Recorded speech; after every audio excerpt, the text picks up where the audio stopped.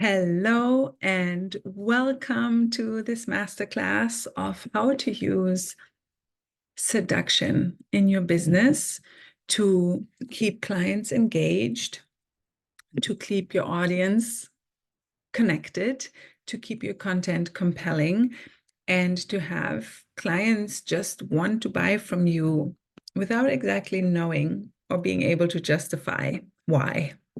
So this is such a fun concept because oftentimes why people feel bad about selling is because it feels like they're to obviously manipulate someone into doing something they don't necessarily want to do. But as a projector, especially as we're waiting for the invitation and recognition first, and then invitation from someone in order to be able to serve them and help them and guide them, whatever line of art or work you're in, it is so helpful to use concepts such as the art of seduction for showcasing yourself, to even invite in more recognition and invitations.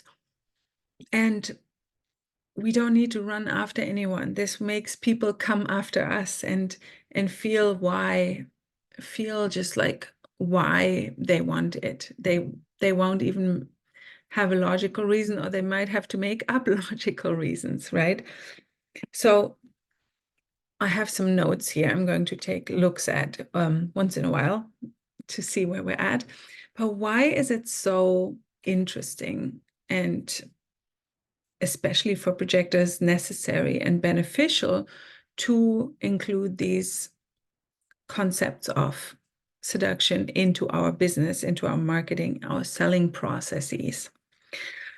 So it's all about captivating your audience, right?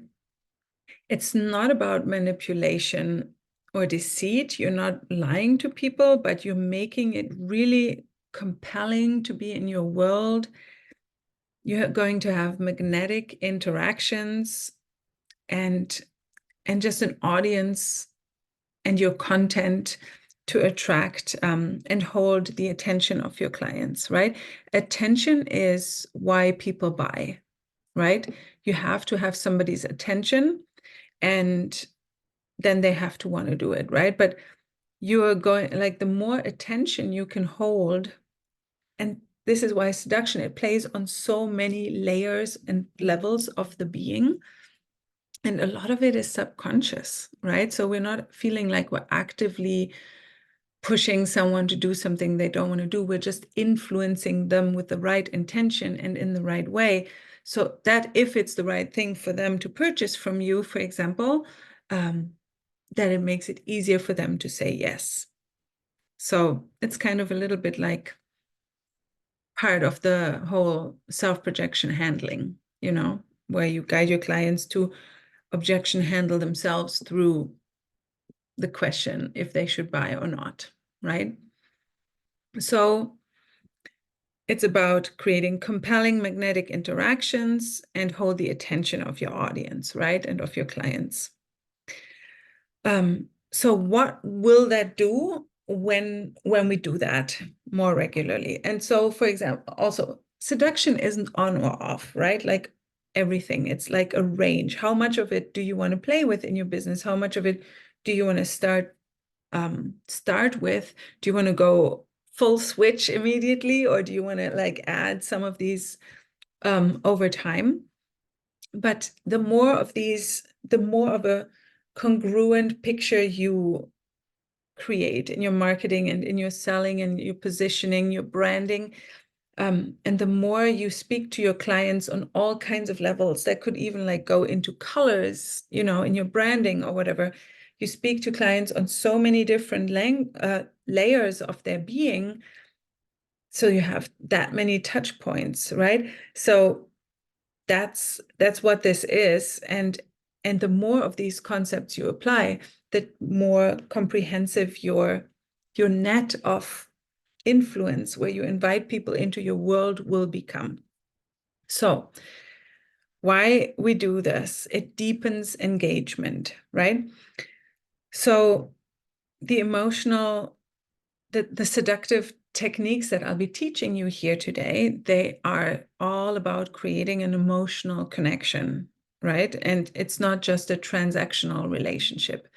And the more crowded the online market becomes, the more important it is that people, future clients or current clients even, have or create or have or maintain an emotional connection to you, because that is, for many people, that is one of the benefits, why people buy from them and not from others.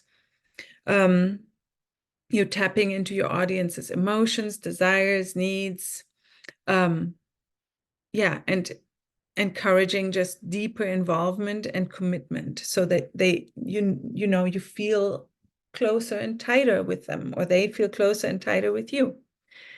It also enhances the appeal and allure of your business. When you add them into your branding and communications, there's just like a certain like desirability about your business that goes up, right? So there's more, there's something there that feels more desirable. Then building anticipation.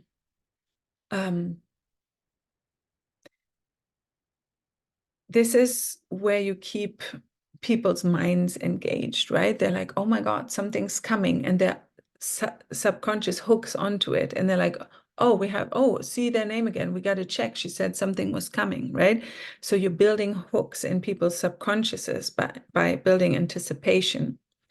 Then also the perceived value of your offers and of your business rises up, because there's some kind of like feeling of hype around this. The energetics around your whole business, around your offers are changing. And so the perceived value of everything you offer is going to go up through the roof. From the air of exclusivity and charisma, you're adding more flavor, you're adding more substance, you're adding more color into your offerings this way. And it encourages loyalty. So loyalty is great if you want to have an ongoing business. If your clients keep loving to spend money and time with you, that's a wonderful benefit. And also differentiating, there is no competition to you, because you are the way you are and nobody else can be like that and do what you do the way you do it.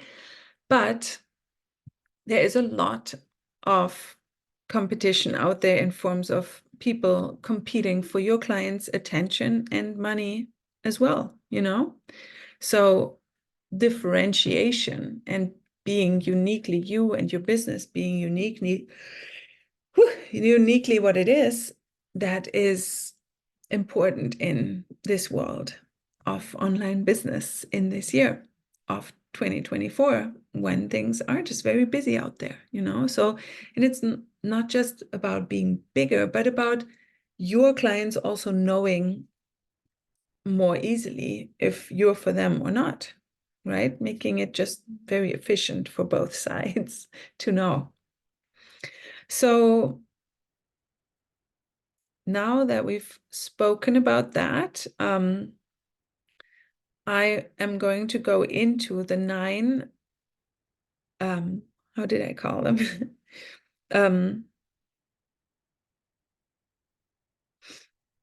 Into the main 9 seduction concepts that you can apply to your business and how they work. And then you can go play with that. And then we'll play with that more throughout the whole month. And go toward mastery with it more, and just see and gather evidence of how this is working for us. When we apply these concepts more and more, the more we can integrate in our business, the more people will come to us. So I'm so excited to be applying this over the next month with you, and mastering this more with you, because this is what a mastermind does and what we're here for, and why it's so much more potent when we do this together. yeah, so it's not just about drawing people in, right? That is also what seduction is, but it's also about creating an ongoing, engaging experience that feels personal, exciting, and deeply rewarding, right?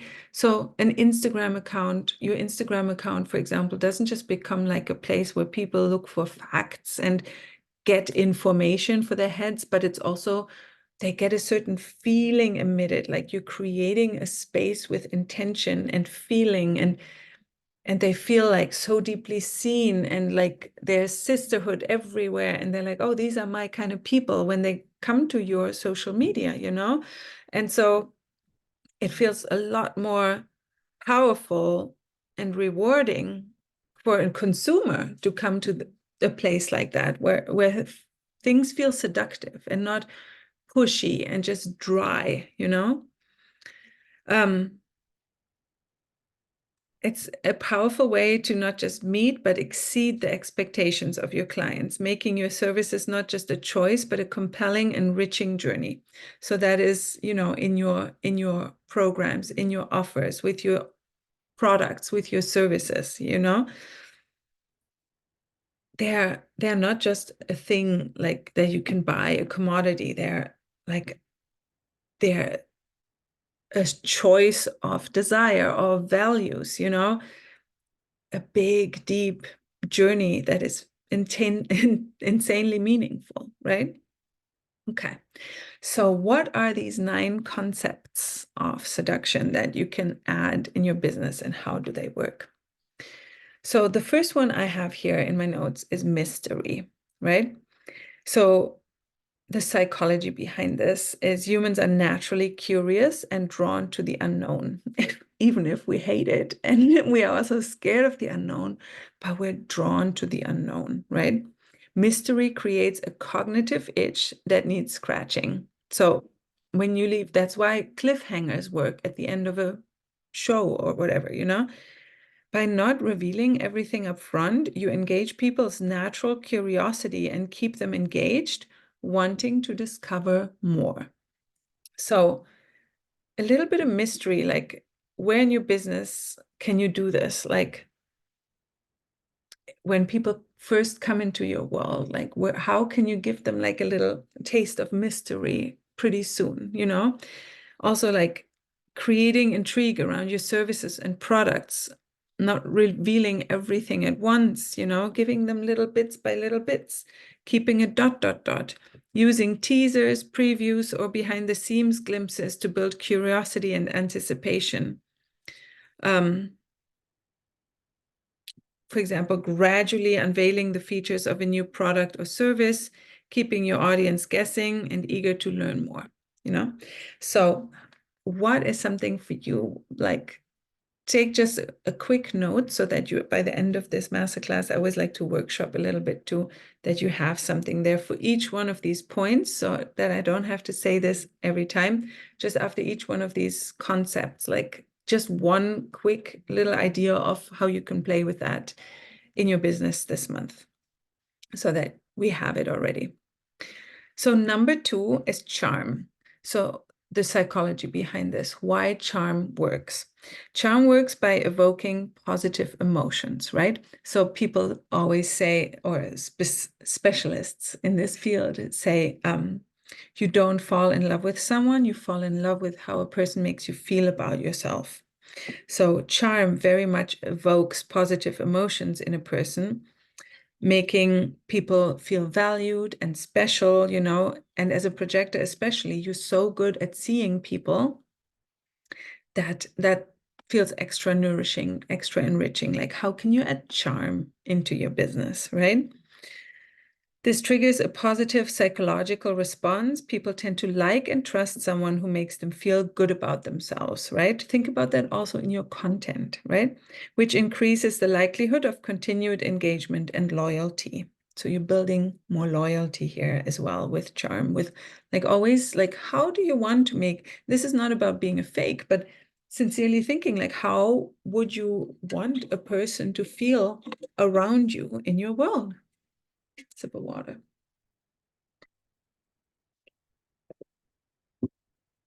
So take a quick note for that one as well, how you want to like play with that in your business. Charm can be expressed through engaging storytelling, attentive customer service, and a pleasant communication style. Does not mean people pleasers. This makes clients feel valued and appreciated, enhancing the overall experience and perception of your brand. There you go. Good customer service is always appreciated. Number 3, a value proposition. So the psychology behind this is a strong value proposition aligns with the principle of rational self-interest, where people are motivated by offerings that provide clear benefits.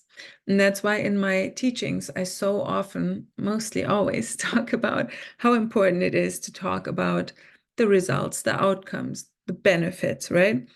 By articulating how your product or service solves problems or improves situations, you appeal directly to the logical and practical aspects of decision making. And these, just so you know, these are backup aspects of decision making, the logical ones, where seduction and the projector sales process takes most people and should take most people is into their feelings, because sales decisions or most decisions in life are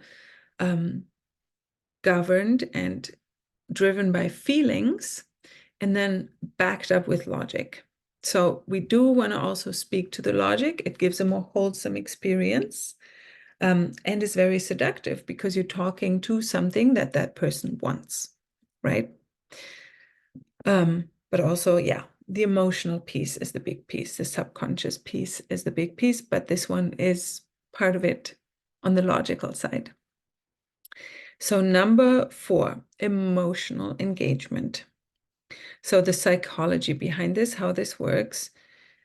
Emotional engagement taps into the affective domain of human experience. People are more likely to commit to a brand or a product that resonates with them on an emotional level, be it through shared values, aspirations, or emotional needs, because it fulfills a deeper psychological yearning for connection and meaning.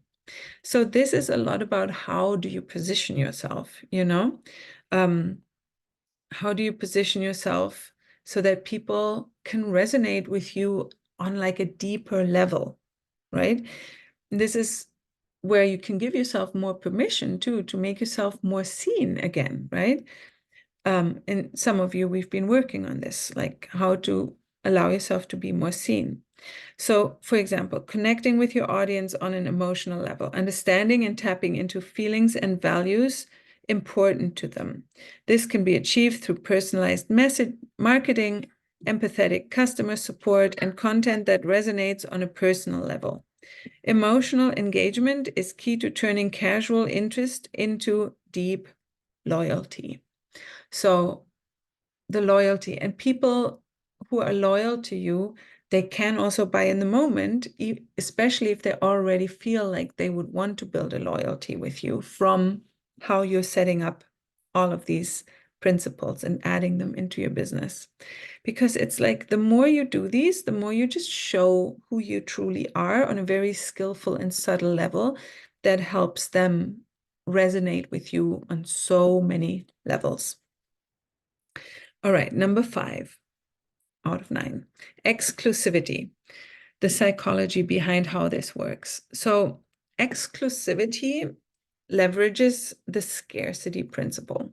And yes, we don't really want to feel too much into scarcity marketing, for example, but it tickles people's awareness. You want to make sure that these principles of seductions are very much to keep your audiences and your clients' brains engaged, right? So we do that with exclusivity by playing a little bit with like there's not a lot of this, oh, I have to pay attention kind of thing. We're playing with that psychology, It suggests that things which are perceived as scarce or limited are more valuable. It also taps into people's desire to belong to select groups, enhancing their self-esteem and status, which are powerful motivators in consumer behavior. So what kind of feel can you give your products or your services, your offerings, to make them feel a little bit more exclusive, right? Even if they're low ticket things or free, how can you still make it feel like, oh, you're belonging to the cool kids now, or a cool club or whatever, So let's look. You could offer exclusive deals or memberships to make clients feel special and part of an elite group, right? How can you make them just feel special in your world somehow? Exclusivity can create a sense of belonging and importance, which is very seductive. This could include VIP customer programs, limited edition things, or member-only content. So what is that for you? Note it down. Just an idea. You can always go deeper into each one of them, but I want you to just like for each one of them, just one idea. Number 6, social proof. So the psychology behind this and why this works. Social proof is effective due to the herd behavior in humans. So we want to belong to a herd, you know? The psychology behind Amazon ratings. If we see a product that has 23,000 ratings on Amazon and it's 4.5-star average, most people are just going to buy it. It's like, oh, this product works. It's like herd behavior. Doom, boom, done. People often look to others' actions to determine their own, especially in uncertain situations. Seeing others endorse a product or service reduces perceived risk and increases trust and the likelihood of adoption. So how can you use a little bit more social proof in your business? So here are some examples, and I just want you to note one down that you want to play with this month. Using testimonials, reviews, user-generated content to show that others have had a positive experience with your brand. Social proof shines a light on your success and makes your offerings more desirable because they are endorsed by peers. So it's all about, again, about increasing the desirability of your product through this social proof. So note down again, like, what is that for you for this month that you want to play with? Number 7 is reciprocity. This is also in the book, The Principles of Persuasion, and it's oftentimes used in many forms of marketing, right? When you go into a mall and they hand you these 2 little testers, or when they hand out samples at the farmer's market and they're amazing and delicious, right? Or at your favorite store when they have these stands and they give out samples and you're like, great. And then you're more likely to buy it as a thank you, because you just received a present first. So the principle of reciprocity, how that works psychologically, is based on the tendency to want to give something back when something is received. So when businesses give first, knowledge, freebies, special services, customers feel a psychological urge to reciprocate the favor, often by purchasing or endorsing the product. So how can you play with that this month in your business? Reciprocity. What is an idea that you have? So here, for example, give something of value before asking for something in return. This could be useful information, free samples, free trial. Reciprocity is a powerful principle in psychology where people feel compelled to return favors, which can be leveraged in business to enhance engagement and sales. Also, playing with people's engagement. You don't always just want them to buy from you. You also want them to interact with your content, right? Engaging them, having interactions, building real human connections with them through communication, or at least through asking them to like check something, vote something, enter a word, or push a slider up, So yeah. Number 8, playfulness. The psychology, why this works. So incorporating playfulness can relieve stress and create positive experiences. So we're back in like lowering your audiences, your clients' defenses, creating a positive experience for them to be in your world, right? Makes them want to be there more. Oh, that felt like a nice space. Positive, that creates in their minds positive associations with your brand. So playful interactions, and that you can also play with in your social media stories, for example. Play some games with them, make it engaging, interesting, fun to be in your world, right? Playful interactions are memorable and can differentiate your brand in a crowded market, appealing to the emotional and spontaneous aspects of decision making. Also, like making them laugh, maybe can you play some funny games with them in your stories, for example, right? What is that for you? Just one idea real quick that comes through right now. Write it down for your month, for our month together. And so, for example, incorporate fun, lighthearted elements into your marketing or customer interactions. This can relieve the pressure of purchase decisions and make the overall experience enjoyable. Playfulness can attract people by creating a positive association with your brand. Okay, some of this I already said. So, number 9, our ninth one, our last one, authority. So in sales, it's often talked about as the confidence. You have to have the confidence and the certainty, right? So that is kind of the same thing as authority, right? You want to just make sure, and the psychology of why this works.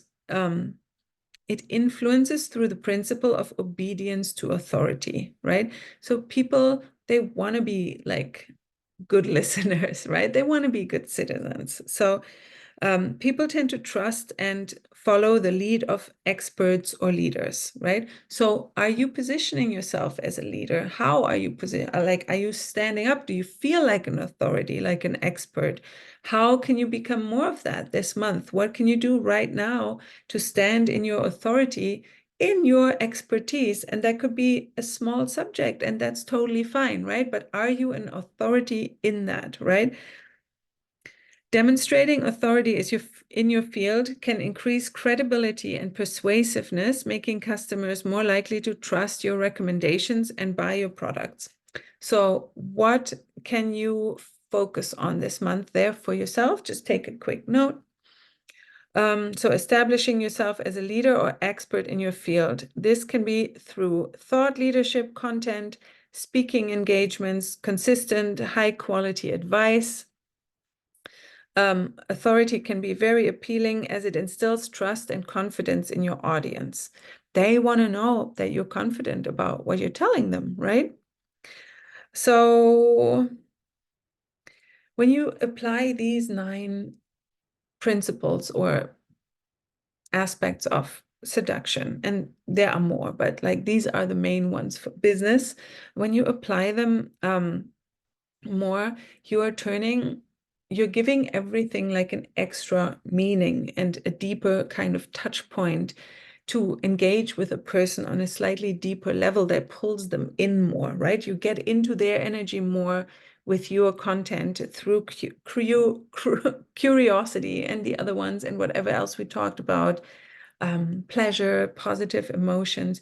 You get to enter into the energetic field deeper, right? Than just with information and keeping things dry and like pain point marketing and, the way of selling you don't want to really do anymore.